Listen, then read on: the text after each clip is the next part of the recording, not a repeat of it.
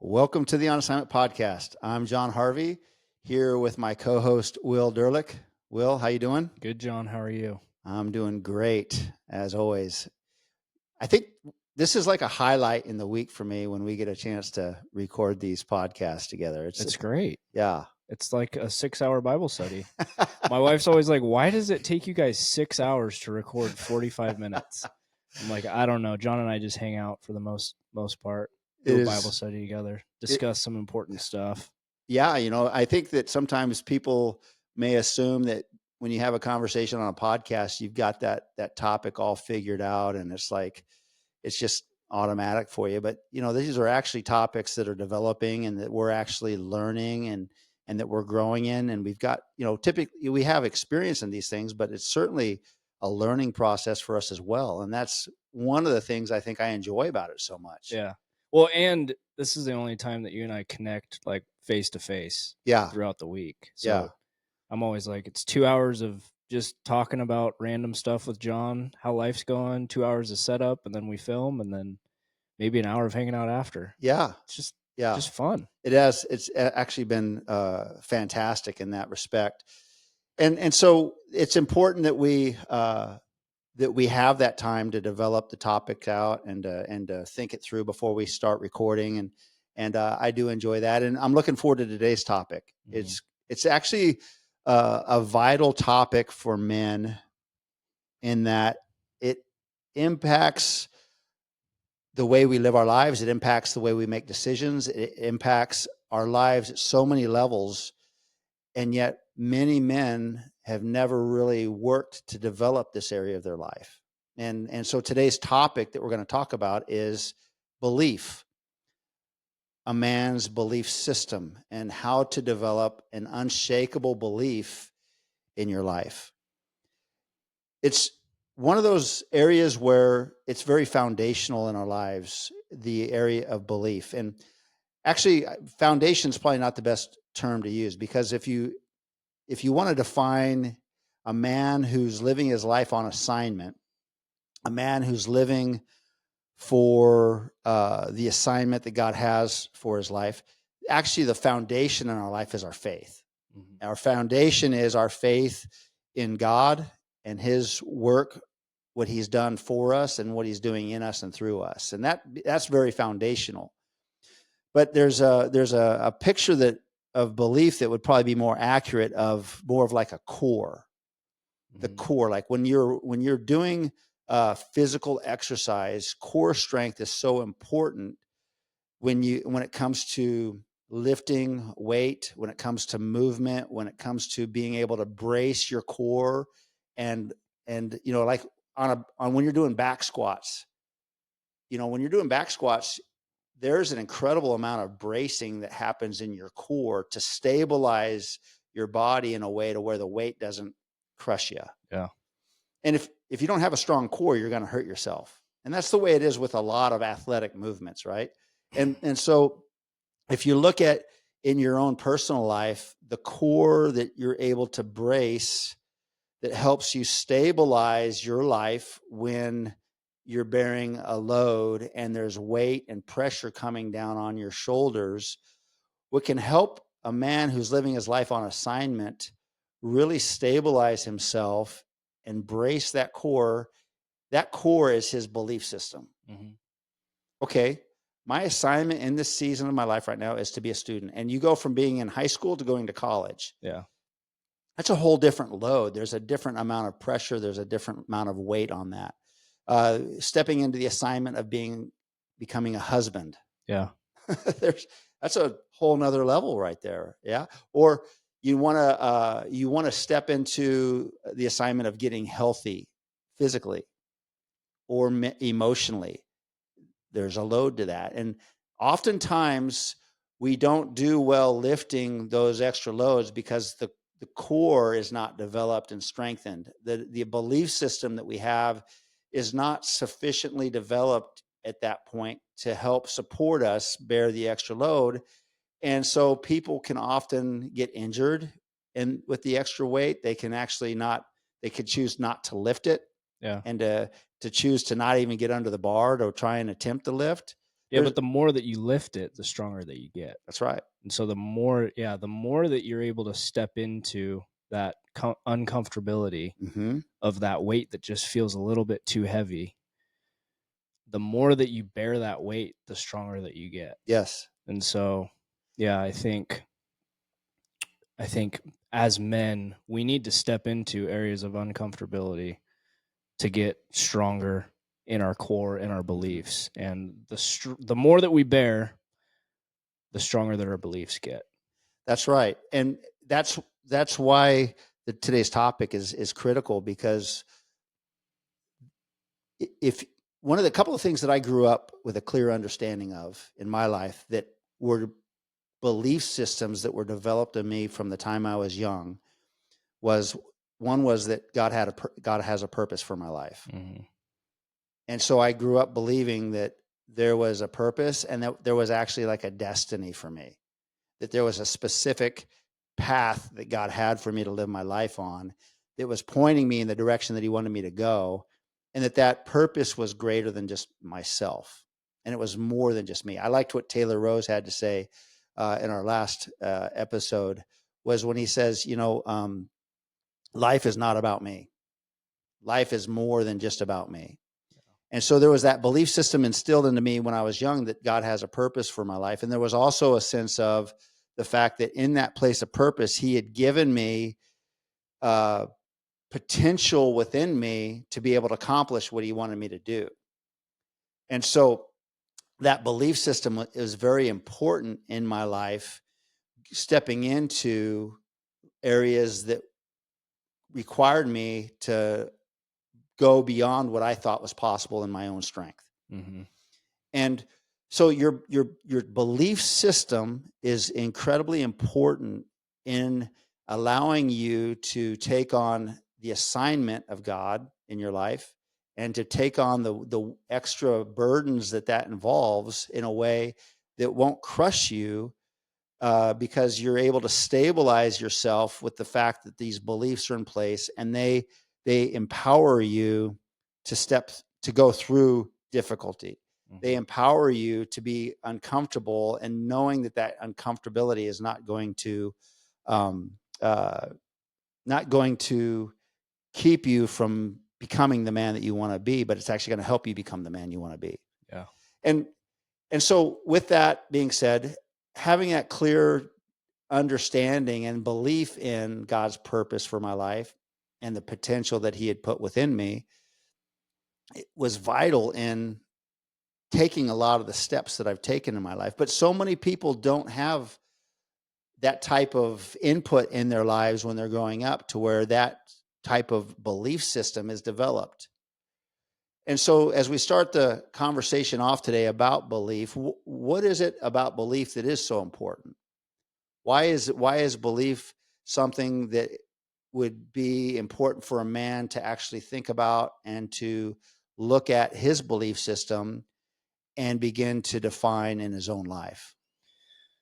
It's important because belief does lead us into action and what we believe in, or it also leads us into inaction if we do not believe or we believe in the wrong thing. So I think our belief in ourselves and our belief in something bigger than ourselves, I think that's where it starts. And you hit on faith, but it does start for me in believing that God is for me and believing that he created me for a purpose and for such a time as this. Believing in that, filling that cup up, overfills into my belief for myself of, I can take on these new things. Yes. I can take on this thing that's new, that's uncomfortable. I can take on this task that I don't feel equipped to take on, but knowing that God is for me, he will never leave me, never forsake me, and he's created me to bear these burdens. And that core belief right there spills into my belief of myself of I can take this on because God is with me. Yeah.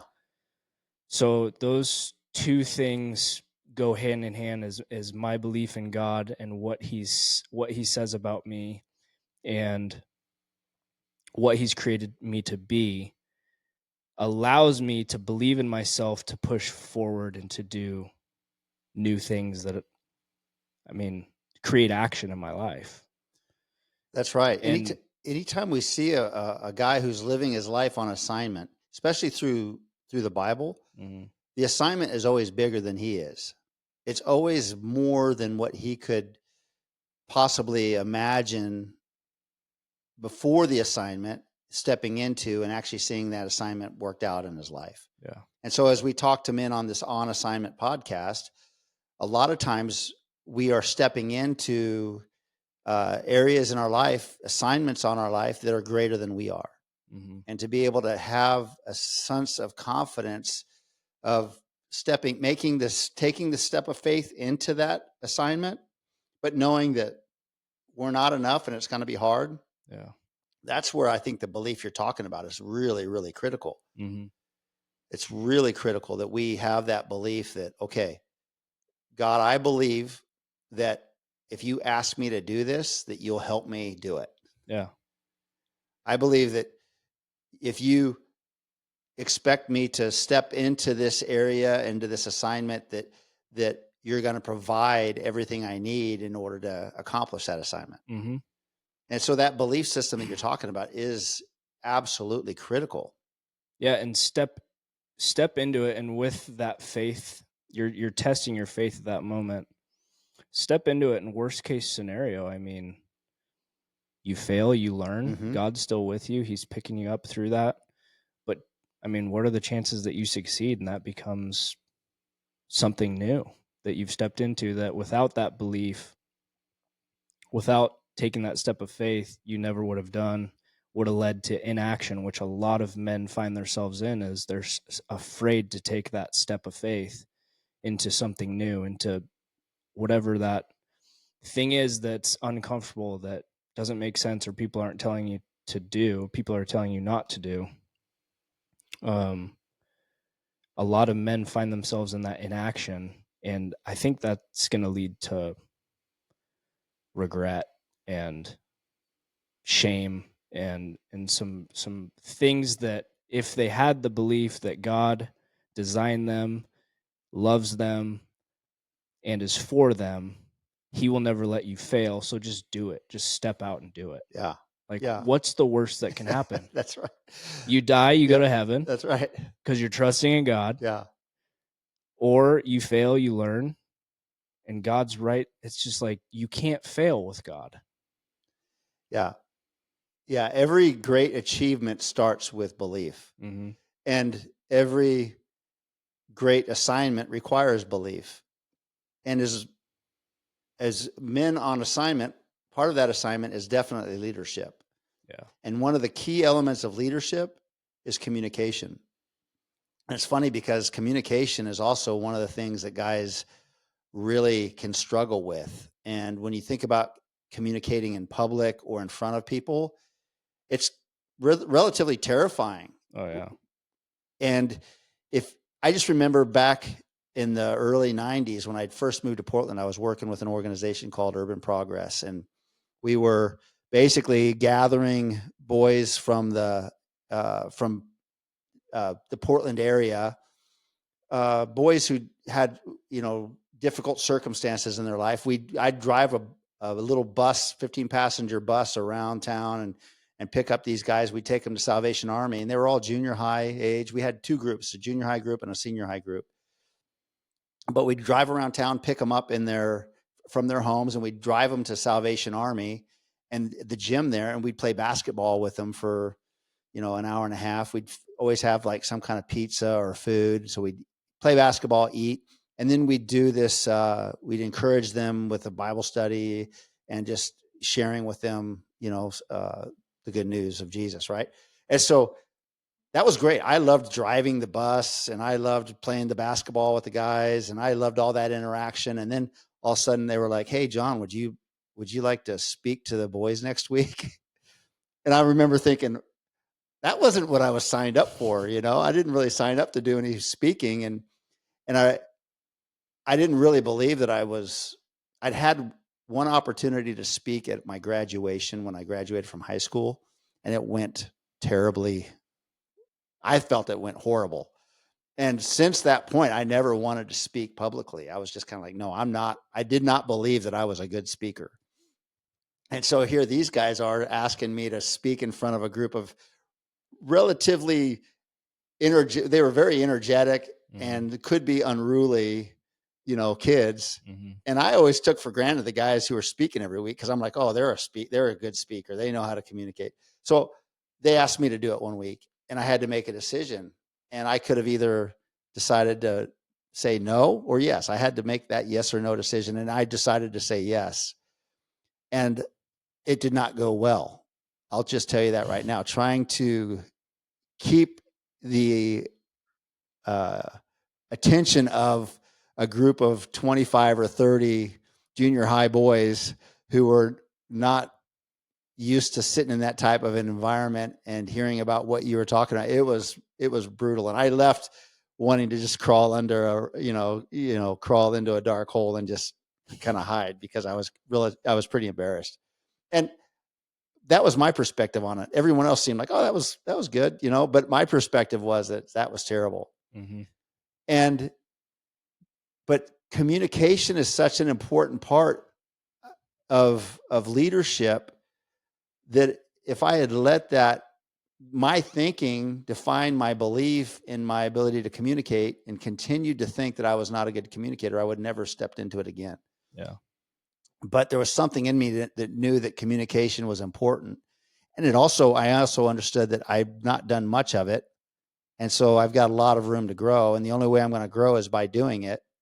And it actually opened the door for me to begin to step into other opportunities to speak. And as bad as that first one opportunity was, that I did really bad, it opened the door for me to say, well, at least it didn't kill me. And at least I know that I had the willingness to do it.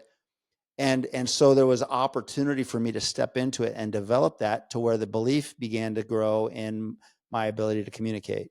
Yeah.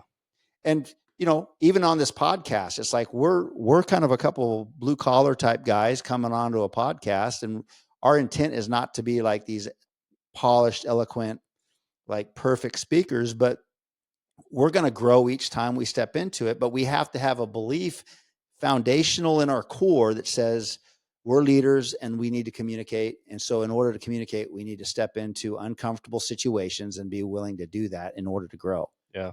And so that's an example for me where that belief was so important that I was able to actually say yes to that opportunity. And even though I didn't believe at the time that I was a good communicator, and I still believe that I need work and I need to continue to practice and grow, that belief though has been shifted to where it's like, man, communication's vital. Yeah. And no one's expecting perfect communication, but everyone is expecting that I communicate as a leader. And so it's helped shape my belief system to now where it's like, I'm willing to speak in front of groups. I'm willing to speak on a podcast. And whereas if I'd said no in that moment, just think of the limitations I would have put on my life. The inaction, the things that you wouldn't have accomplished. Yeah. Just from, that belief. If you continued that belief of, I will never be good. I will never be good at speaking. Yeah. I think a lot of us call that imposter syndrome. Like, I've heard that term a lot, more in like a negative text, but I have kind of found a love for that feeling of stepping into new waters, stepping into something new, not feeling equipped, but it allows room for God to do what only He can do. Yeah. Like, if you didn't step into new things that you didn't feel equipped to do yourself, you wouldn't give God the opportunity to show Himself and His power to you through your life. And so I think stepping into new waters is a really good thing, and feeling that feeling of not being equipped, not being enough, but I'm just going to say yes and do it, and seeing what God can do through that in all areas of your life. I think we should be striving to feel that. And I remember the first time like going through EMT class, coming out of it, you have your piece of paper saying, I am an EMT. But then you walk into someone's home and they expect they call 911, they expect perfection, they expect someone with experience. They don't expect someone to say, hey, this is my first day. I'm here to fix your problem. Right. But I just remember that feeling of just feeling like, what am I doing here? I'm not equipped. I went through this class, but I don't feel ready for this. And I mean, I'm sure it kind of went a lot like your speaking event to those kids. Yeah. It probably wasn't dialed, but no one died. I learned a lot about myself, and I figured out that this is my calling. This is what I'm going to do. Yeah. And I'm going to learn from whatever mistakes that I made on this call. And it was probably just a sick person, nothing critical, thank goodness. Yeah. But I mean, you still learn a lot. You take those and you just continue to build on them. And then that feeling goes away. And then it's like, okay, God, what are you calling me into next? Right. Like, what's the next place where I don't feel capable of, but you are going to show yourself? Yeah. And now you look at yourself, you have no problem saying I'm a firefighter, I'm an EMT. Those are things that are just part of who you are. They've actually been woven into the fabric of who you are, because that's part of your identity. And that belief system is so important because it helps us become the men that we're called to be. It helps us to actually walk in the identity that we were created with and created for. So you're exactly right. You've got to be willing to step into a place where you feel like an imposter for a little bit, because you're like, I am not a public speaker. I am not equipped. an EMT, but yet I got to start somewhere. Yeah. And that's why belief is so important when it comes to doing great things and becoming the man that God made you to be, is because you've got to believe for beyond where you're at right now. Yeah. What's the saying? He doesn't call the equipped, he equips the called. Yeah. I think that kind of applies that's really good. To this. Yeah. It's just, it's seeing what he can do. And then you look back, and I'm always like craving, like, God, what else can you do? So then you look back at your life and you're like, okay, I see where God was at in that moment and how he's brought me and grown me in my career and my job. Okay, what's next? Mm-hmm. Should I start a business? Okay, well, I'm going to start a handyman business. I'm going to go to someone's house. Here I am, right back to day one of starting a business, first client. They expect me to fix their problem like I've been doing it for 10 years. Yep. And so I constantly search for that. What's the word? Just that feeling of not being equipped, but seeing what God can do through my lack, and just continue to just ask for more, I guess. Yeah. Is what I'm trying to like, say. Hey, God, if you say this and I believe it, there's that belief, then I'm going to do it and just test it and see how this goes. Right. There's opportunity when you've experienced that in small ways to grow into bigger ways, and to say, I'm going to step into bigger opportunities and bigger ventures and bigger assignments. It's really true. And then, so you've got this belief system that acts like a core strength that stabilizes you when you get the pressure and the load on your shoulders of the new assignment.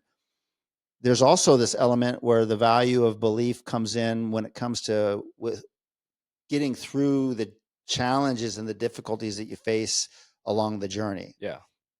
There's a sense of resilience that comes when you have a deep belief in who you are and what you're doing.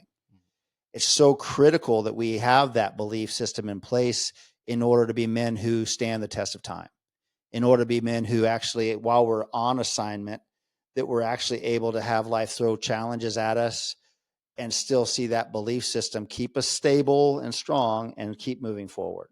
Yeah.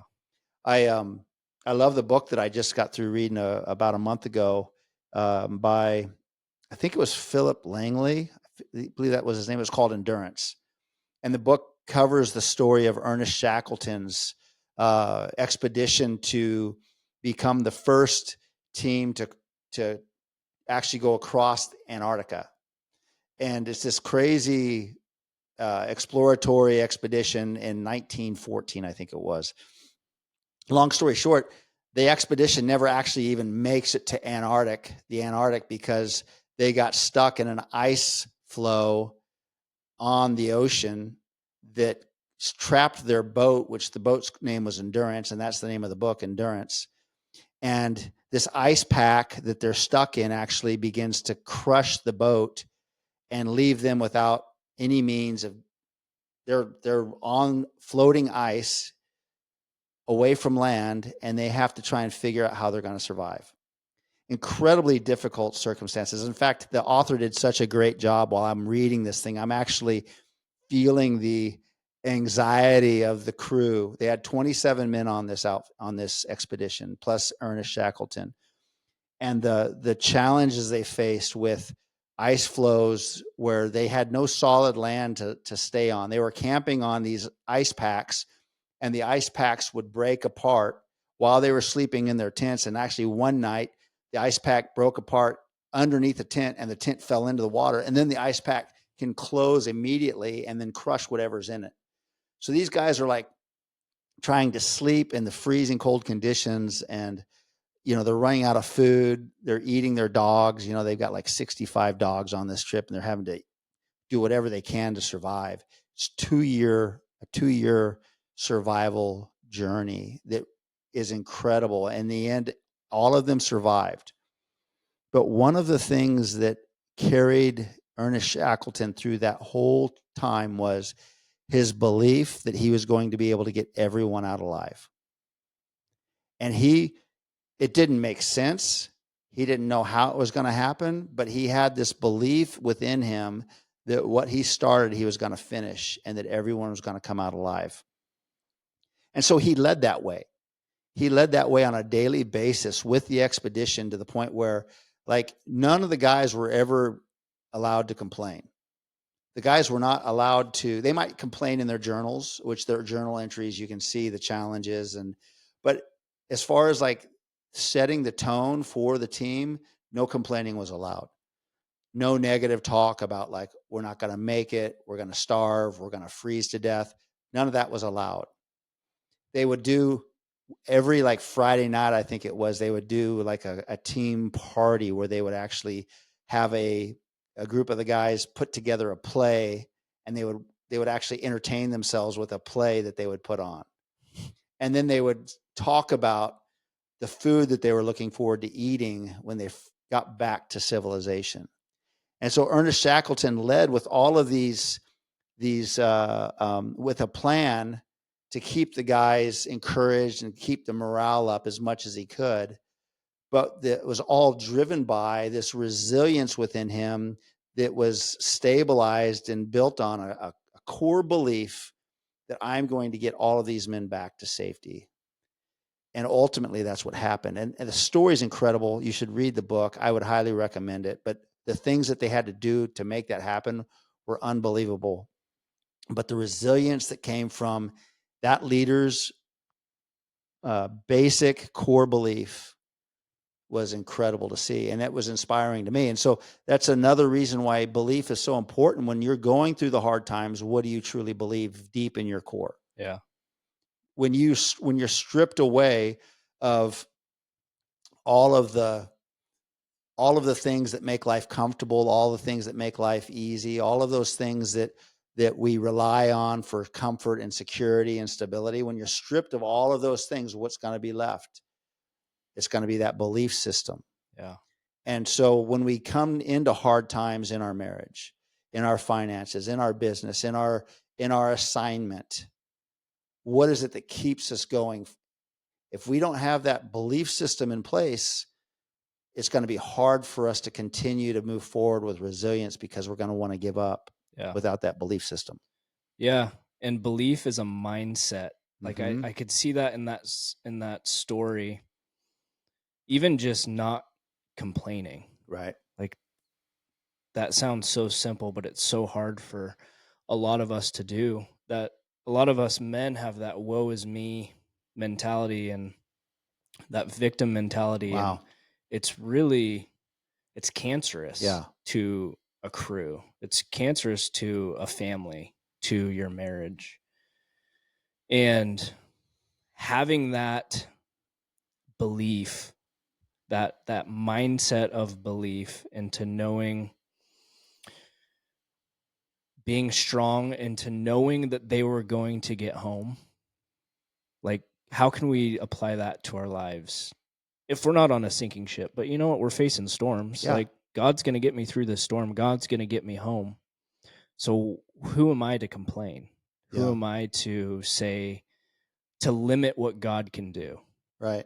Like, that's really what you're doing when you're complaining, is you're not, it's the opposite of having faith. You're letting your fear take action, and it's only cancerous to your family, your marriage. What people around you are seeing, feeling. It sets their tone. And so men on assignment, we need to be really intentional about what we're saying, about our mindset, and be careful about the victim mentality, because it sneaks in. It does sneak in. And the enemy deceives us and tries to catch us off our game, and it's easy to complain. Sometimes it even lightens the mood a little bit. People can laugh about it, but it's no joking manner. It still sets a just false tone, a false faith atmosphere for your home or your crew or whoever you're leading. Yeah. You know? Yeah. And so being aware of that, being aware of the influences on your belief is really important. Mm-hmm. Like how does a guy get to the place where he has more beliefs that limit him than release him? How does a guy get to a point where he's got that victim mindset or that mindset that says, you know what, I'm so limited that I cannot actually do the things that I've been called to do. I cannot fulfill the purpose of God in my life. Yeah, I think a lot of us see that at home. Yeah. And that's a habit that we've seen, and that's bondage that we need to break. Yes. And recognize to break. Because it's, I think, family, there's kind of a family gossip hour that can happen. I look back at sometimes in my family to where it's like, man, we should have had more faith. We should have not been having that victim mentality and have the victory in Christ, because he is victorious and he will not let us down. Right. And so I think there's a lot of bondage there that we need to break off and just like reclaim for our own family. Mm-hmm. Like, we don't have to fall into the habits that we saw growing up. And we forgive our parents for having that mentality in tough times, but we're not going to have that mentality going forward. Yeah. So understanding how those belief systems were shaped in your life, like when you're growing up, it's really important that we understand that our beliefs are not just an organic element in our life that grows and doesn't need any care or attention. Yeah. It actually is like everything else in our life that actually needs to be cared for and developed and grown and tended to. And so understanding sometimes that, like what I like what you're saying, is because when we understand how we were raised as boys, that can point to why we have some of the challenges in our belief system that we're facing today. And and how the way we're raised shapes our belief system, and some of these elements that really take and shape our belief systems in our lives. It's important to understand how those develop, because we want to avoid that in the future. We want to begin to shape our beliefs differently than the way they've been shaped prior. Yeah. And we had talked about before the podcast about the way that you were raised as a boy that shaped your belief system going into high school that was relatively detrimental to you in your life. Why don't you share a little bit about that? Yeah. So I was raised in a house it was just me and my older brother. And so I was kind of raised under this boys will be boys belief system and mentality. And I don't fault my parents for that. I think you kind of fall into that when you raise athletic boys who, I mean, we played team sports, so we were exposed to just a bunch of boy stuff growing up. So I don't fault my parents at all. And now, knowing what I went through, I'm going to be more intentional with my kids to make sure to not speak those things over my kids, instill like hard values in them of right versus wrong. So I don't fault my parents at all, and I forgive them for that. But that boys will be boys mentality, like when I was 8 years old, I remember walking into my brother's room. He was 5 years older than me. I think he was in like middle school or early high school, and his room's just covered in Sports Illustrated models, bikini month or whatever those magazines are, just covered. And that was normal for us. So going into life at 8 years old, that was normal to see half naked women, which, I mean, under that boys being boys mentality was okay. It wasn't wrong, but that leads to now you get an iPhone or an iPod Touch at 10 years old. Right. And these are pictures that I'm seeing in my brother's room now. What else could I see on the internet if I just type in something? And so that's just, it's like these little things that the enemy's so deceptive into making you think that it's okay, and to instilling that wrong belief system so early on in life that just continues to lead to more and more sin, you know? Yeah. Like, I shouldn't have been exposed to that at 8 years old, but that was just like, it's just like an entry into it of like, oh man, there's some more in there. What? So you just fall into this trap. And so, yeah, 10 years old, you start searching things online, and then you get, I mean, addicted to pornography at a young age. But you're going to school, and all these other kids, their parents didn't see this happening. My parents didn't see what the internet could be capable of for us. Like, I don't know if anyone could have predicted like the fact that we could go into a bathroom and have all of the internet at our fingertips at 10 years old in our generation. And our parents didn't even know like what Facebook was, what MySpace was. Like, all this stuff was happening behind the scenes. So I don't fault parents at all. But that's what like Gen Z is going through is this, those little things, that little thing of boys will be boys, of speaking that over your kids and just being like, oh, they'll get through it. They're going to go through these tough times, and they'll end up okay.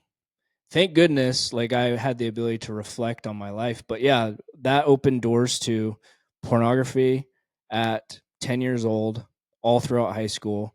Opened doors to, okay, now sex is okay because boys will be boys. Boys want to have sex. Okay, it's okay for boys to have sex. So that opened me up to losing my virginity at 14 years old, to that's okay. And so all of these open doors lead to destruction. And it's a lie, and it's believing in lies. But God is so gracious, and he's so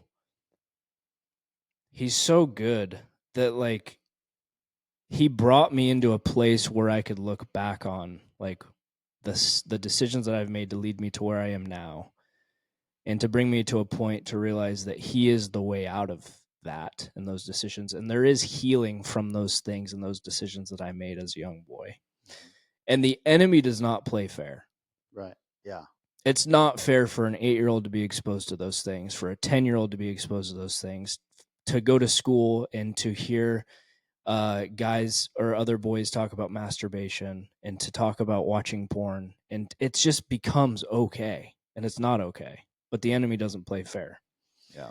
So those belief systems, that's an example of just something that as parents we need to be intentional about when raising our kids, to speak truth over them and to instill hard set values younger than you think. I mean, 8 years old, that's when you think that your kid's just playing Pokemon and whatever wall ball at school. Right. Well, no, he's actually exploring some sin. Let's have these conversations early, be intentional about them and teach our kids right from wrong. Yeah. Just so they know. Because to be honest, like there was shame there, but it became so normal and so okay. And everyone that I talked to, that it didn't seem like there was anything wrong with what I was doing, but it was opening doors. Yeah. Yeah. So sorry, that's super deep. And No, we can get into this a lot more on the podcast, but that's where like just that simple saying of boys will be boys mentality and growing up under that can open doors to things that you don't even think a 10-year-old would walk through. Right. But the enemy is deceptive. The enemy is coming after your kids, and he does not play fair. That's right. So know that. Yep. Yep. We were born into a battle for sure. And the enemy does want to take us out. And it's easiest to take us out when we're young and innocent. Mm-hmm. And you're exactly right, because then the belief system begins to be shaped. And as you grew up, the social norm was to look at porn and have sex as a high schooler. Mm-hmm. And in fact, there's a social pressure on you to participate in those things. Then you get out of high school and you get into your college age years and you become a young adult. And there's really a sense of that pressure continues to shape your belief system. But what happens is that the belief system never actually fulfills the promise that it makes to you when it's like, oh, if I believe that if I pursue pleasure in my life, that I will be fulfilled. It never fulfills. No, it leaves you empty. It leads to further and further destruction. Yes, you will only pursue other avenues of trying to find pleasure, trying to find those things that you're trying to use to fill that space in your life and it will try to destroy and strip everything away from you. Yes. And until you begin to shift the belief system that I was made for more than this. I was actually made with a purpose. Yeah. And when you understand that you were made with a purpose, you understand that purpose is going to require you to set aside certain things and to not participate in everything that the world wants you to. Mm-hmm. And I feel like that there's a lot of things when we look at the way men are raised that develop those belief systems that lead to destruction, that lead to an unfulfilled, empty, dark life. And so it's important to understand that as a man now, you might be in your mid-20s, you might be in your 30s, but you could be dealing with some belief systems that were shaped in your life when you were a boy that were not correct. And that's okay. Like Will's saying, that's not your fault. But it's important to recognize that and then begin to say, okay, I need to make adjustments in my belief system. I can no longer believe the way that I always have and think the way that I always have because it's leading me down the wrong path. Mm-hmm. And we're going to talk about shaping our belief systems here in just a couple of minutes. The other thing that really shapes our belief system is our personal experiences. You know, when we go through something that is difficult in our personal life, it creates filters through which we see life and the world around us. And those filters shape our belief system. So one of the big things that can be detrimental to our belief system is failure. When you step into something and fail, that failure can actually create a belief system in you that is not correct. And you begin to make agreements with a belief system that is going to limit you rather than release you into more. And a lot of times our perspective on failure, our belief system about failure it's critical how we look at failure in light of who we are. Because for me, I know that, you know, one of the bigger failures that I walked through was my wife and I worked towards being trained up and prepared to go and start a church. This was back in my late 30s. And so we began to make a plan, and we began to work with the church that we were going to step out and do this. We're going to actually go and do what you would call planting a church or starting a new church. I had a heart to help people and to pastor people. My wife did as well, and we thought that's exactly what we wanted to do. And so we began to pray about, where did you want us to go, God? And we chose a city, and then we began to make plans of going into that city and started reading the church planting books and how to start a church. And so we invested a total of about 5 years, about a year and a half preparation time. And then we actually moved from the city we lived in Vancouver. We moved to a new city and began this work of starting in our home, just gathering people and pastoring them. And then that crowd grew to where we were filling up our living room space every week. And then we rented a middle school auditorium and began to have meetings there on Sundays, and began to do like all the marketing stuff, door hangers and inviting people and doing outreaches, and things were going well as we started. And then we began to see some challenges with the way that we were trying to start this church. And ultimately, after our 4th year in that city of working towards this, we ended up closing the doors of the church. We ended up moving from the school auditorium, as the crowd got smaller and smaller, back into our living room, and then having to really pray through the decision of what should we do. And then we decided to shut the doors on that. And I left that experience feeling like a tremendous failure, feeling like I'm not a good enough leader. And there was a tremendous amount of disappointment and a tremendous amount of thinking that, I'm not a good enough communicator, I'm not a good enough pastor, all these things that caused me to believe things about myself because of through the filter of that failure. And so I want to encourage guys out there who have experienced failure in your life. Maybe you failed at a business and had to, claim bankruptcy. Maybe you failed in a marriage and had walked through a divorce. To be very careful about how you allow that failure to shape your belief system. Because ultimately, for me, I came to the point of having to reshape and reframe that failure in my life because it was very debilitating. I decided at that point that I was going to continue to pursue the business, which I'd been running the business, our construction business, through those years of starting that church. But I had downscaled it to the point where it was just very easy to keep going. And I decided once we were done with the church, that I was going to just pour myself into the business and not ever have anything to do with quote unquote ministry again. And so I just dove into business and grew the business and gave myself to that.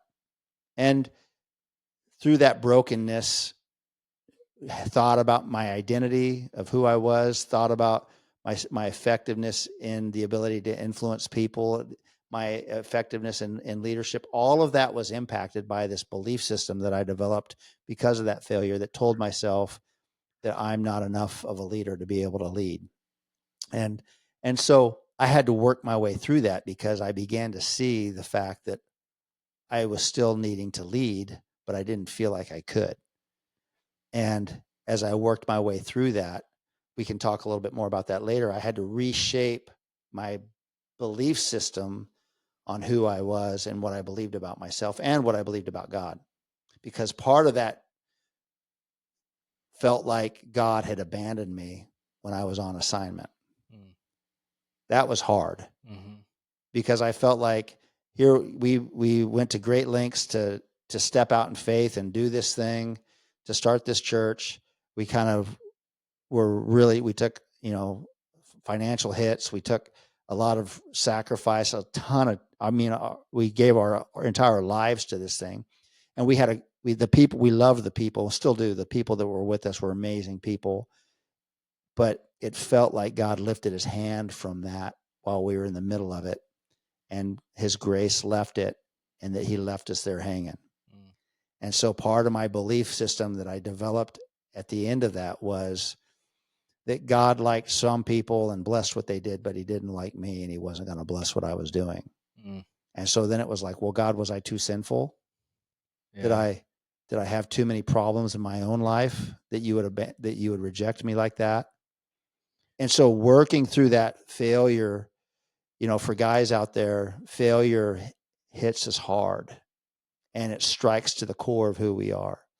And so I want to encourage you to understand that failure does try to shape your belief, but you have to understand that that's going to be a process of you working through that in a way to where you don't let that define you. You don't let that change your core belief system. And I had to work my way through that. And since then I have. That's good. And, but failure is another thing, your personal experience, and it could be success too. Success is something that people have to survive as well, because sometimes success can change your belief system and cause you to become a different person. Yeah. And so whether it's failure or success, understanding that our personal experience does shape the way we believe and the way we believe about ourselves and God. That's really good. That's really good. Yep. Also, there's outside influences that shape the way we believe. Who you surround yourself with, those people, their voices, their influence in your life are critical. When you watch people who have very limited belief systems and they make decisions and live their lives based upon a limited belief system, if you buy into that, then you're gonna kind of shrink down to their level rather than grow to the level that you should be at. So being aware of the outside influences on your life that shape you and what you believe. Understand that the input that you're receiving as well. What are you taking in? What's the input in your life that's shaping your belief system? Yeah. What are you listening to, reading? Who are you taking in as far as their counsel and advice? And understanding that we can have people who speak into our lives that are actually hurting our belief system rather than helping our belief system. Yeah. Men need to find mentors who have strong belief systems. Yeah. And it's evident. Yeah. And that you hear their stories and they've been through a lot, and you need to find someone that can be in your corner with you. Yeah. Especially when you're getting started as a young man. Yes. Yeah. Because those are there's something powerful in testimony. Mm-hmm. There's something powerful in a story. And as we kind of shift towards talking about like, how do we shape our belief system? Reading that book on Ernest Shackleton shaped my belief system. Yeah. Like, what he went through, if he could do that, so can I. Mm-hmm. And so having a mentor, whether he's a mentor that you have, I think that we all need like personal mentors, people that we're engaged with in life, people that we're walking with on the path. Yeah. It's huge, as well as the input from the books we read and the testimonies that we hear, the stories that we hear. All of those things go to shape us and cause us to believe for better and bigger things. Yeah. And get rid of the junk. Yeah. For me personally, I had to get rid of some junk in music in my early 20s that shaped the way that I believed about other people, shaped the way that I thought about women.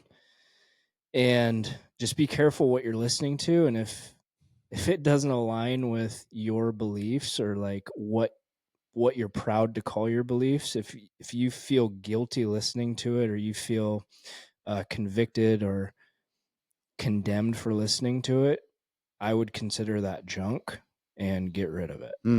Because your life, the way that you think and your belief system, it is incredibly shaped by those subtle things that you don't even think about, like the music that you listen to, the shows that you watch. So just be careful about that. And if you think it's junk, get rid of it. Yeah.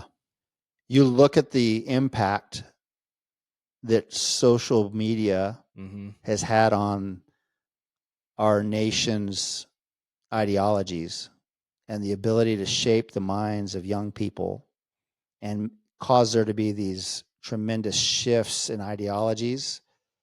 It's remarkable the power of that influence of a TikTok video or an Instagram reel. I have to check myself on that all the time.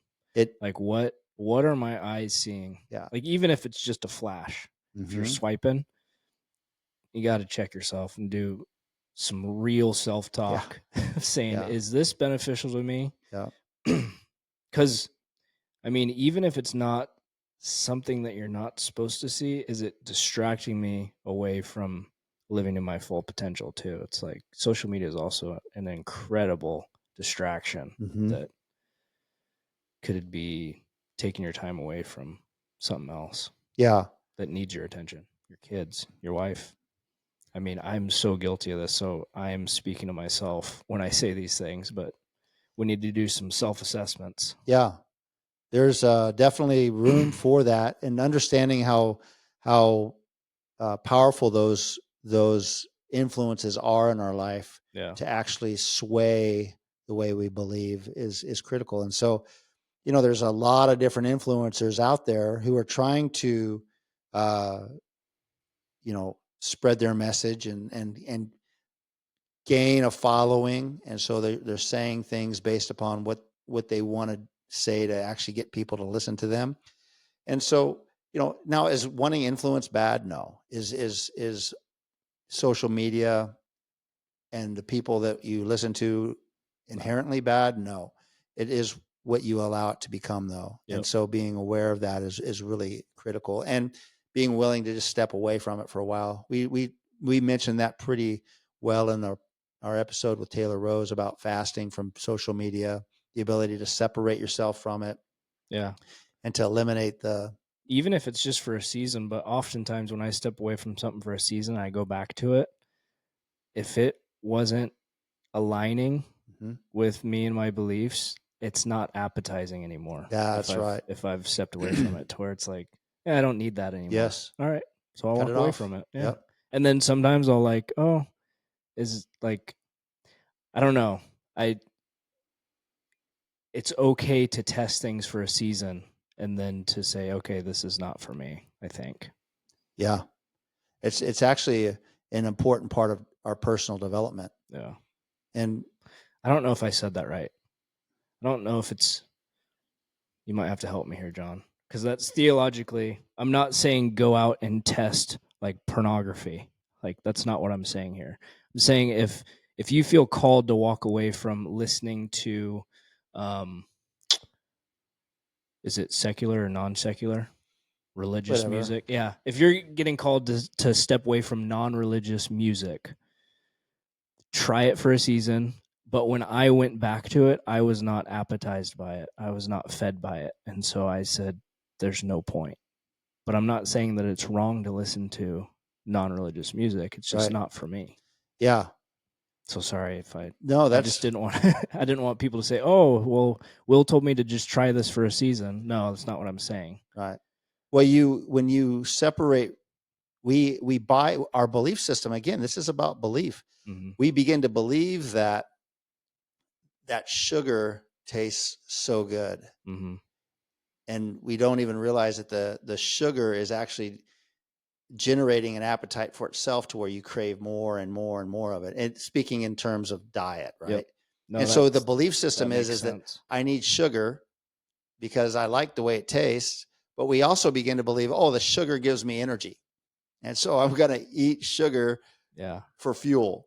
And it's crazy the belief systems that happen. So when you fast from sugar, when you fast from food, and let's say like I went through some pretty, not extreme, but I went through some pretty serious cutbacks in my diet when I was dropping weight. And you do that for a couple of months where you don't eat any sugar, and then you go back to it. You're like, oh, that is not actually, it doesn't taste good. It's like too strong. I mean, things were so strong, and you realize the fact that you had been believing something that was not true. Yeah, that you needed it. Like that was actually a way I shaped my belief system about my diet. Was I began to, every time I would want to eat something sweet because I had a sweet tooth, I told myself, sugar is poison. Sugar is poison. Literally, it's poisoning you. Mm-hmm. And I began to shape, and I began to study. I began to actually look at the effect of sugar on my body. I began to look at the way that my body stored sugar and the way it impacted me. And it was like, none of this is good. Yeah. And so sugar is poison might sound extreme, but I had to, that's what it took to actually reshape my belief system to where now it's like I can be at a birthday party and they can put ice cream and cake in front of me and I'm not even tempted to eat it. Yeah. Now, Sunday night when my wife makes caramel popcorn, different story. I may give in a little bit then. Different and story. So it's not like this religious, like, but it's like overall, my belief has changed. That's what I'm trying to convey. This isn't a religious practice. Yeah. That's not what Christianity is. Yeah. If you're listening to music, and I'll just call out rap music, mm-hmm. which if you like rap music, great. That's fine. But when you I'd call out any style of music, whether it's rap, rock, metal, whatever, mm-hmm. that talks about illicit sex and immorality and abusing women and all of this stuff, that it's like that right there. If you're listening to that and that's influencing your belief system, boys will be boys, like your childhood. Mm-hmm. It's like, oh, men will be men, I can look, but I can't touch. We see that all the time, right? Yeah. With men. That's the wrong belief system. And that's developing your belief system in a way that's going to negatively impact your life, your leadership, your ability to have a solid marriage, your ability to raise daughters. As men, we're called to protect. We're called to protect our families. And so if you think that you can be a man whose assignment is to protect, but yet your belief system is, I can look, but I can't touch. Mm-hmm. What you're doing is you're saying, I have a belief system that my assignment is to protect my wife and my daughters, but yet I'm looking at porn and I'm actually I'm preying on another man's daughter who's on this website or who's on this image. You cannot be a predator and a protector at the same time. And so your belief system is actually diametrically opposed to your assignment. And there's no way you're going to fulfill that assignment of God on your life as a protector when you're looking at porn. That's good. Because you are becoming a predator in the process. And it's that type of thinking where we allow our belief system to say, it's okay for me to eat whatever I want to eat, but yet encourage my family to be healthy and expect to be healthy and strong and fit for the rest of my life so that I can actually physically accomplish the things that God has me to do. You can't have that. You have to develop your belief system is what supports the assignment. It's what stabilizes it. And so at your core as a man on assignment, you have to develop your belief system according to the purposes of God in your life, according to the potential that he's put within you. And so it's absolutely vital that we don't allow ourselves to that we don't allow our belief systems to begin to erode away by just because we like the music we're listening to, even though it's directly opposed to what our assignment is. Mm-hmm. I love rock. I love country music. I love these different genres of music. But if there's something that goes against my conviction or my belief system, I don't want to listen to it. Yeah. I enjoy the food that I eat and I enjoy being able to the different foods that God's provided. But if it's something that is diametrically opposed to God's assignment on my life, I'm not going to eat that. Mm-hmm.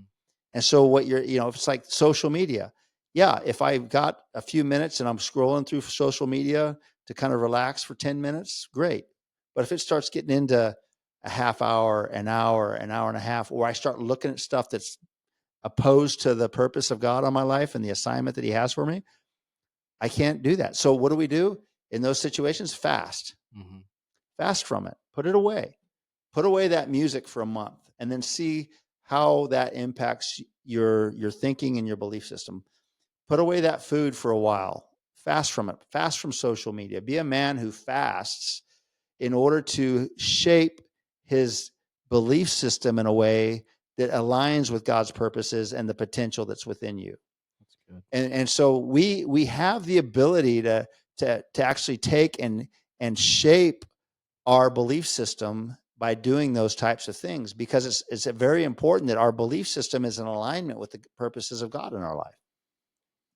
And so, the fasting is really good, because if you try and fast from food for 24 hours a day or for 24 hours in a week, try that and see how difficult it is, and see what your mind begins to tell you. Mm-hmm. See what you begin to crave physically. And you will begin to see the influences on your belief system in that area of your health. Fast from social media. What is it that those cravings are trying to get you to drop the fast, or only just a couple minutes won't hurt? And you'll begin to see where these influences on your belief system actually have a greater hold than what you thought. And that's why part of shaping our belief system involves developing mental toughness. Mm-hmm. Fasting does that. Doing hard things does that. Taking on difficult challenges helps shape our belief system, because a lot of times our beliefs are shaped by our flesh, our old way of thinking, the world, and we need to cut off the influence that those things have on our belief system. And a lot of times, all of those systems want to drive us towards being comfortable, being secure, being stable, the easy route. Yeah, not taking action. But it's like, yeah, how can I develop this mental toughness and actually begin to rewire? We talk a lot about recognizing thoughts and rewiring your thoughts, reframing the way you think.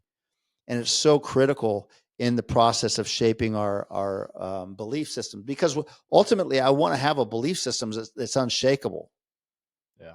And so when I went through that church plant, failure, and it shook me, part of the process of coming out of that, and I think that this may help some of you guys if you're coming out of a divorce, if you're coming out of a business failure or whatever, is understanding how important failure is for our success.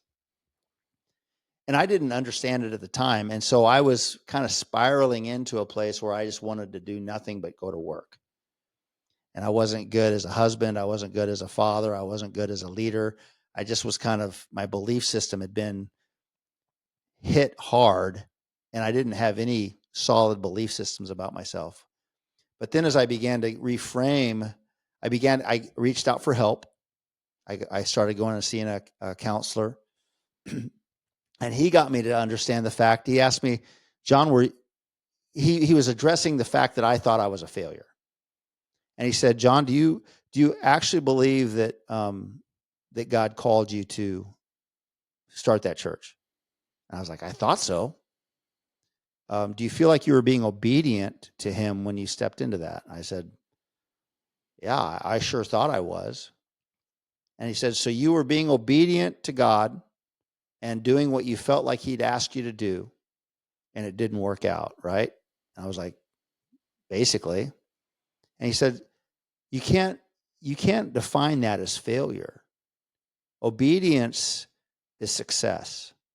But obedience doesn't always lead to success in our viewpoint or according to our expectation. There's going to be times when things don't go the way we hoped they would. And so when that happens, you've got to be careful to not frame it in a way to where I am a failure. This endeavor was not successful the way that I hoped for. And then he began to go a little deeper. He began to say, well, do you feel like you impacted anybody's life while you were doing that? And I was like, well, yeah, there's people that I was able to really touch their lives, and my wife as well. We touched people's lives in this process. He says, do you feel like that impact was just like a one and done deal, or do you feel like that your impact may have actually shifted the trajectory of their life? Well, it seems like their lives are better now than they were. He's like, so you're telling me that you were obedient and that you actually had some lasting fruit that came out of your effort, and that's a failure? Well, no. That's good. And so I had to work through that process in my mind of reframing it, which, you know, what happened is I began to actually reframe the way I believed then. I'm not a failure. I'm not enough, but I'm able to step into things and have God help me and have God partner with me. And when things don't go the way I expected them to go, I can either allow that to crush my belief system and say, I'm not ever going to do that again, which I had done. But I had to recognize those thoughts in my mind when they came to my mind, and I had to take them and rewire them. No. Okay. I'm not going to accept that thought of failure. So what am I going to do? Okay, what did I learn from that? What did my wife and I learn during that season in our lives that we can grow from? How can we leverage that failure to actually allow us to become stronger, better people, better leaders? How can we understand that, man, God, if anything, I need to connect with you even more after that rather than less? And you lean into the Father and you say, God, I need you more than ever. And as that work began to happen in my life and in my heart of rewiring those negative beliefs that I had picked up, I began to find myself empowered to be able to step into opportunities again. And the next thing you know, I'm stepping into opportunities to help out at church and to lead a small group and to meet with a group of guys and to help the setup team at church and to take on responsibility, to take on some more load on my shoulders. And now that this belief system is becoming stronger and I'm taking these little steps, all of a sudden those little steps are leading into bigger steps. And next thing you know, I'm being asked, hey, would you mind speaking on Sunday in front of the whole church? And I'm like, here we go again. But you see what I'm saying? Yeah. There's the ability to step out of what would you call the ashes of your failure and allow God to redeem that and restore it. And so for the guys out there who've seen their business go under or their marriage go under, it's time to step out of the ashes of that failure into what God has for you. It's time to actually take those the beliefs that were developed in that time in your life that caused you to say, I'll never be a good husband. I'll never find a good woman, or I'm never going to take a risk and step into business again, or I'm not intelligent enough, smart enough, or charismatic enough. Whatever it is that was shaped in your belief system through that failure, it's time to take those thoughts and get rid of them and replace them with what God says. Mm-hmm. And begin to believe not on your own abilities, not on just kind of what life throws at you and what you see happening in life, but actually, what does God say? What has he called you to do? What is his purpose? His purpose is still at work in your life. There's still an assignment on your life. And so beginning to say, I'm going to shape the way I think and the way I believe, and I'm going to take a hold of the purposes of God once again and not allow the enemy to neutralize me because my thoughts and my belief systems have become so limiting, and step into the new beliefs. Yeah. So there's a lot there, but that was a powerful time in my life of revelation and then recognition and beginning to sort my thoughts and, okay, definitely not from God. Yep, this is from you, Lord. I receive that. And then rewiring the way I thought about, okay, who am I? Okay, I am a good leader. And I can grow as a leader. I've got a lot more room to grow. And so I had I was humbled because of the failure. I became hungry to learn because I wanted to grow. So I developed a growth mindset, and I began to step into opportunities as they came up, little opportunities at first that then began to help create a cycle of growing my belief system and stepping into opportunities, taking action, learning from my failures, growing from my successes, And the whole time, though, my belief is, God, without you, I can't do anything, because I know what it's like to not have something to go the way I thought. But as long as you're with me, I'll do anything. And so for guys out there who are like working through that, keep up with it. Yeah. Keep taking those thoughts captive. Keep rewiring the way you think. Keep developing a belief system that is going to allow you to grow slowly but surely and take on more and more weight of an assignment in your life, so that you can fulfill the potential that God has for you still. It's not too late. Yeah, and I think men struggle with taking that step, like how you got help. Like sometimes we need help to take a step back and extract the small little details to be able to pull out the small victories to make us feel successful versus like a failure. And so I know men in my line of work, and just men in general, like we're very type A. We want to fix things ourselves, problem solve ourselves, but sometimes we need that help. And thank goodness you went and seek the help and got those wise words of advice, because that's so true. And sometimes we need that help to be able to extract those details. Yeah. To change our belief. Right. Because you were not a failure in that moment, but you were kind of stuck, I feel like, in that thought process. Whereas having that person come along your side and really show you and detach from where you're at and look back, it's just so cool. Yeah, it was, and it was good. You're right. That point of reaching out for help was very vital for me. Was it difficult for you? Well, it was difficult from a practical sense in some ways. I knew that deep down inside, I knew I needed it. Yeah. And I wanted it, because I did not, I was worried that I would never. There was part of this grief in me that was like, I feel like I have disqualified myself, that I'm never going to be able to be used by God. And so there was a sadness to that over me that kind of was like a dark cloud that caused me to feel disqualified, feel like I'll never live up to the expectation that God has on the men that he's going to use. And so I wanted out of that place, but I didn't know how to do it on my own. And so in that respect, it wasn't hard for me. It was just kind of hard practically. It's like, because, you're like, the Lord will give you opportunities for you to take, but you have to step into them. Mm-hmm. And so the Lord worked it out for me to get a reference to a guy who has a counseling business and who's a professional counselor. And so I reached out to him, and he's like, well, I've never done counseling before. And so I'm like, well, let me tell you when I can show up, and then we'll work. And he's like, no, I'll tell you when I've got an opening. And this is how much it's going to cost. And I was like, oh yeah. And insurance doesn't cover it. Okay, great. So I had to make a financial investment into it. And then I had to figure out how to adjust my schedule running my business and doing everything that I had going, and actually create a window of time in the middle of the day to go see this guy. Yeah.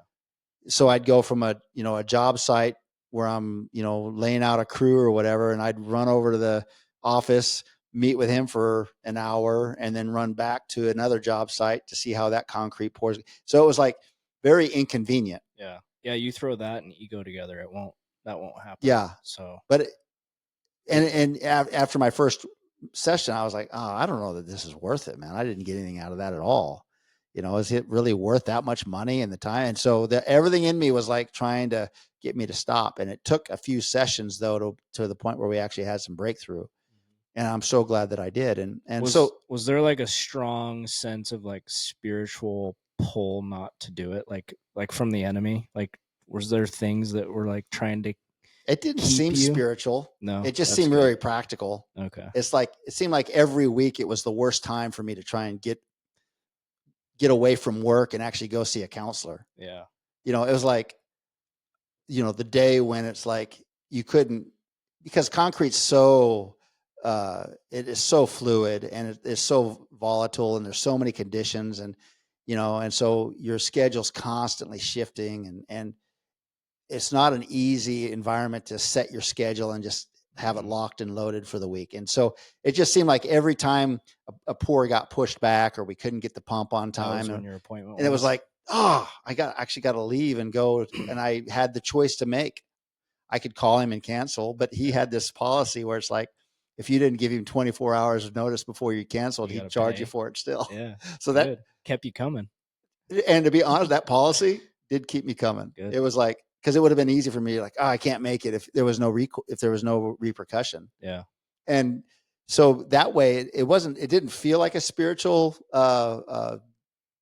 resistance, but it was always a very practical, like an inconvenience. Yes. Yeah. And it was like, okay.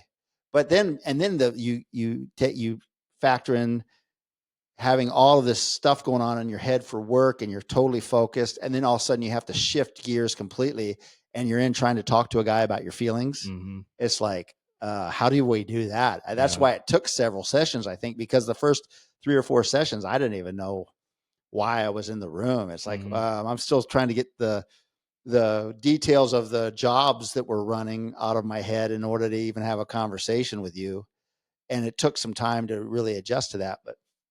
But the bottom line is that that outside influence and that outside voice was really critical for me. And that's part of also the value of a podcast, and why we want to cover these topics, is because it may be an outside voice in your life as a listener that could help influence you and help make there be a shift in your thinking too, to where it's like, we're not professional counselors, but hopefully some of the things that we've been through and some of the things that we bring up can help spark that change within you and that transformation in your life. Yeah.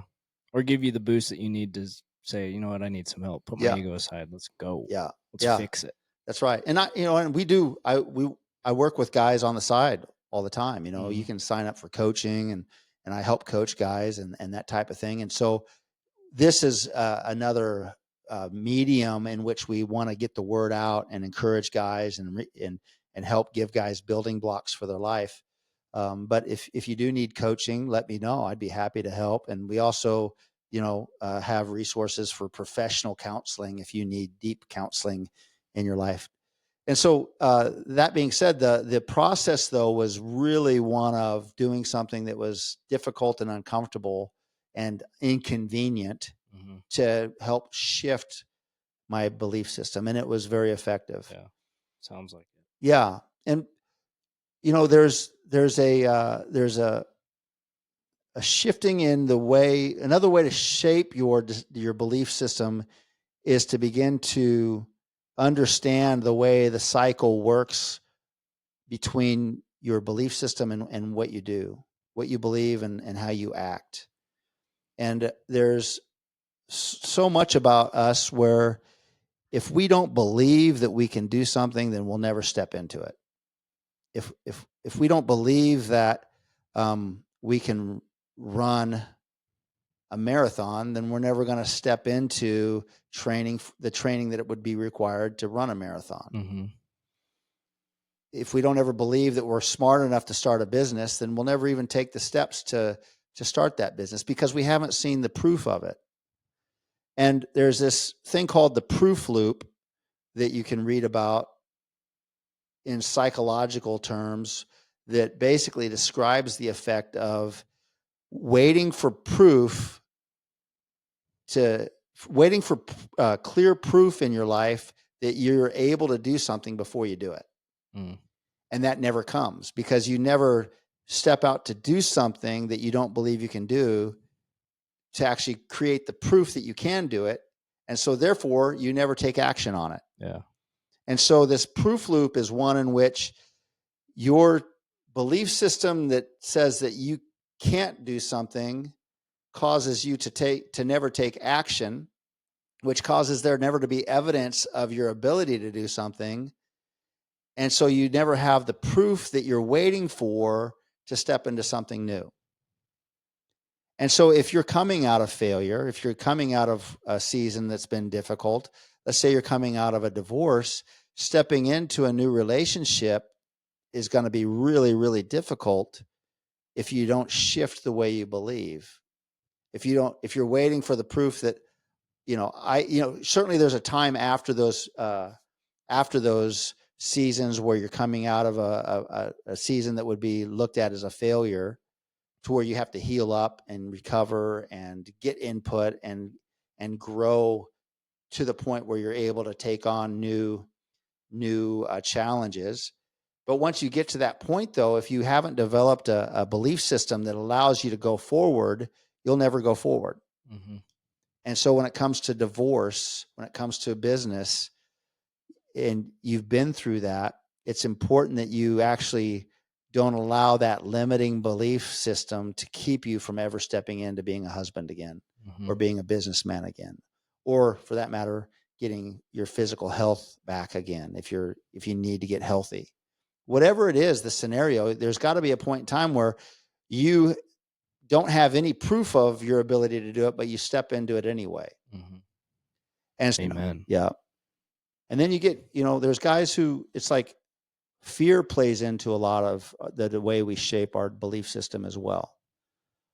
Fear. It's like, I'm fearful if I try this that I'll fail. Yeah. I'm fearful if I kind of plays into that imposter syndrome that we were talking about earlier. Yep. Stepping out and asking, like, I know a lot of guys who are like, man, if you see a gal that's got great quality, she's a quality gal, ask her out. Mm-hmm. But they're like, oh no, she might say, she might say no. The fear of rejection. She might say yes. And that's fear. Yeah. And so beginning to shift, recognizing when you're making decisions based on fear or faith. And we don't want to be men who live and make decisions based on fear. We don't want to be men whose belief systems are based upon fear. What if it doesn't work out? If you find yourself always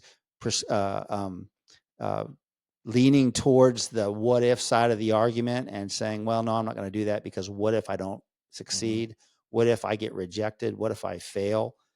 Then you should be able to tell that you're making decisions based on fear and not faith. Yeah. But developing a faith-based belief system is absolutely huge, because one of the things that Jesus was really hard on his disciples about was unbelief. Yeah. It's like, you've seen me calm the storm with my voice. You've seen me heal the sick. You've seen me do all of these things, and yet you don't believe. How can you have that kind of unbelief? Yeah. And it was because they were still working within a belief system that was based on fear. Yeah. Having faith is risky. Faith is definitely risky. Mm-hmm. And you're stepping into risk. Yep. You're taking risks. I love the story of, one of my favorite stories is the story of, God has delivered his people, the Hebrews, out of Egypt. Moses has led them out of Egypt, and they go through the Red Sea. God splits the Red Sea, and they cross over on dry ground, and then he closes it on their enemies and destroys their enemies. And they see God's hand on their life one step after another. In fact, they're sent out of Egypt with all this wealth, all this gold and provision. And then the people are like, well, we don't have anything to eat. And God's like, here you go. Here's food for you. He's feeding 1 million people every day, and they have no crops. They have no place where they can settle and develop. They have no ability to hunt for that many people. And so it's all about them and God's provision on a daily basis. And so God's like, hey, I'm excited because I've got this land I want to give you, and it's called the Promised Land. This is the promised land that I promised Abraham way back in the day, and I want to give it to you people. And so they get to the edge of the Promised Land, and they're there. And you can read about this story in the book of Numbers in the Bible. But basically, they send out 12 men into this Promised Land to spy it out, to say, what are we going to confront when we go in to take our land? And they go in there for a number of days and come back out. And when they come back out, they're carrying like a cluster of grapes that's on a pole between two of their shoulders. It's like this massive cluster of grapes. And they talk about this land that's literally they say it's flowing with milk and honey. It's like this land is so abundant, so fertile, and so productive. It's incredible. And it's beyond what they could ever have even dreamed about coming out of slavery, that God would give them this land.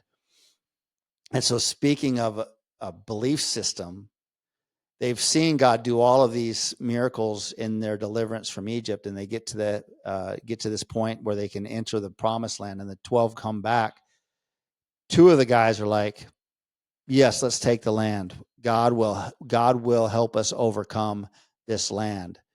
And the other 10 guys that were coming back, they said, well, the land certainly is incredible and it's flowing with milk and honey, but we saw the people of the land and they're giants. And they're giants, but they also know that we're not giants. And so they're not afraid of us one bit. And there's no way we can take the land. And those 10 men, in their unbelief and in their fear, shaped the decision and the belief system of 600,000 other men in that group, and caused them to decide not to go into the land that God had promised them. Despite everything that they'd seen, their belief system was shaped by fear. And it shaped that entire generation's opportunity to step into the promises of God. Yeah. And what's amazing about that story is that entire generation of people wandered in the wilderness for 40 years, and they eventually all died. And the next generation comes up, the young people, and the 2 guys that were the spies that wanted to take the land, they were still alive. And they go in and they talk to the young generation going into and say, we need to take the promised land. And in order to do that, we're going to face giants. But God has promised us this land. And so you're going to need to be strong and courageous. You're going to have faith. You're going to have a belief system that says that if God gives us this land, he's going to give it to us. And we should not fear. And we should make decisions based on faith, not fear. And they led that next generation into the promised land, and God helped them take it. It's an amazing story. And so often I see the lives of men whose whole trajectory of their lives, the legacy of their life is shipwrecked because of fear. Yeah. And the influence from the 90% of people that didn't want to take the land because they were afraid. Yes. There's a lot of afraid people that give advice. Yeah. Find the 2 that aren't afraid. Right. Have faith. That's Get right. them in your corner. Yeah. See what happens. Yeah. See where you go. Surround yourself with people who have unshakable beliefs, who do great things, who step into kind of crazy things. It's like, wow, okay. It's like we've got a friend who's got 11 kids and wants one more, and he's traveling around the country in an RV, doing the assignment of God on his life. And he's over in North Carolina now. I just talked to him last weekend. I won't say his name, but I think you know who I'm talking about. Yeah. The guy's a mighty man, and he's got unshakable belief. And when you talk to him, he never has it figured out. He's always kind of like, here we go. God, you're going to have to show up or this is not going to work. But I love his belief system and I love his faith. And it fuels me. It inspires me. Yeah. We read these books about the missionaries in the past and people who've done great things and laid their lives down for what made no sense. But yet the impact they had on the world was incredible because of their unshakable belief. Yeah. And so you're exactly right. Surround yourself with people who will speak into your life and who will inspire you and who will help build up that belief system that you have to believe God for great things. So good. Yeah. Yeah. And so belief is incredibly important in that it's the foundation for the actions we take. It actually is the impetus, the catalyst for us doing great things and taking great things on. It is also the thing that helps us in who we are and establish our identities. What we believe shapes who we are. What we believe helps us have resilience through the difficult times, just like Ernest Shackleton's belief in his leadership and his team. The things that shape our beliefs are everything from our childhood to our current and present day influences in our lives, our own personal experiences. And so we understand that our beliefs are shaped by life and the way that life happens around us. But yet we don't have to settle for the belief system that is shaped in that way, but we can actually take and shape our belief system based upon what we believe to be true. And that's what God says, and the purposes of God in our life and the potential that he's put within us. And so by really beginning to be aware of the way we believe and shaping our belief system by rewiring our thinking and reframing the way we look at failure, reframing the way we look at the challenges that we faced, and beginning to really reshape that thinking and reframe it to where it's like, no, those things are all helping me get stronger, better, growth, and I want to learn and grow. When we have that kind of a mindset, then we're no longer this victim mindset, but we have a victor's mindset. It's like, no matter what, God's with me and I'm going to grow. Mm-hmm. And I tell you what, when we can begin to shape our belief in that way and trust God in those ways and begin to not make decisions based on faith, fear, but faith, you're going to be unshakable. Yeah. You're going to take on the assignment of God in your life and run with it and see him do great things in your life.